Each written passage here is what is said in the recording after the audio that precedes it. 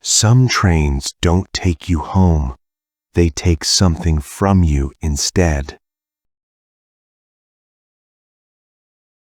Every January, the city shuts down early. Snow piles up. Streets go quiet. And the trains? They stop running after midnight. All except one. They call it the last train running in January. And no one who rides it ever talks about where it goes. It was January 17th when I saw it. I was stuck at the station after working late. Phone dead. Snow coming down hard. No taxis, no buses. Just me and the platform clock frozen at 12:11 a.m. That's when I heard footsteps. Not rushing, not slow, perfectly timed.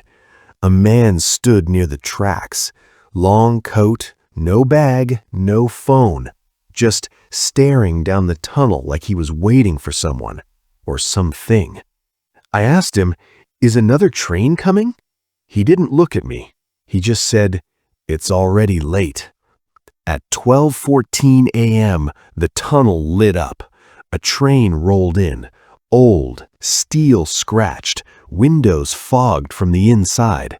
That didn't make sense. No schedule listed this train.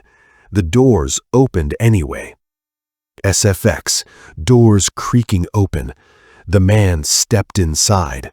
Then he turned and looked straight at me. For the first time, I noticed something wrong.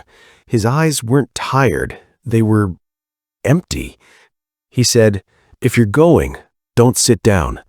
Before I could ask why, the doors started closing. I got on. Worst decision of my life. Inside, the lights were dim and yellow. The air smelled like cold metal and old rain. There were passengers, but none of them spoke.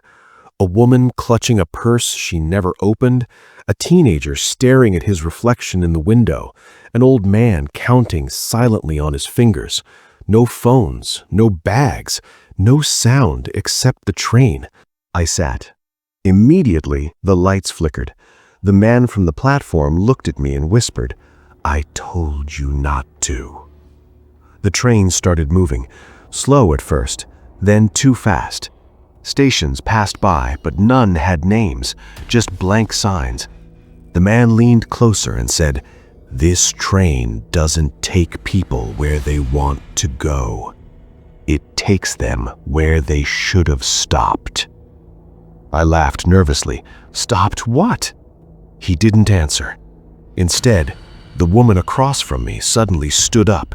She walked to the door and banged on it, crying, "I said I was sorry. I said I wouldn't do it again." The train didn't slow down. The doors opened anyway. She screamed as darkness pulled her out. The doors shut. No one reacted. That's when it hit me. Everyone on this train wasn't going home. They were running from guilt, from regret, from something unfinished. I asked the man, "What happens when we reach the last stop?" He smiled. "You don't get off. You stay until someone replaces you." My chest tightened. The train slowed. One final station appeared. The sign lit up. January. Nothing else. The doors opened. Cold air rushed in. The man stood and said, "This is where I got on 10 years ago." I stared at him. "You said no one gets off." He looked relieved. "I said you don't." Suddenly, everyone turned toward me. Their eyes full now, heavy, hungry. The man stepped off the train. Before the doors closed, he whispered, "Just remember, don't sit down." The doors slammed shut. The train started moving again, faster, louder, forever. I don't know how long it's been. The clock still says 12:14 a.m. Sometimes someone new gets on, lost, cold, hopeful. And every time I tell them the same thing. If you're going, don't sit down.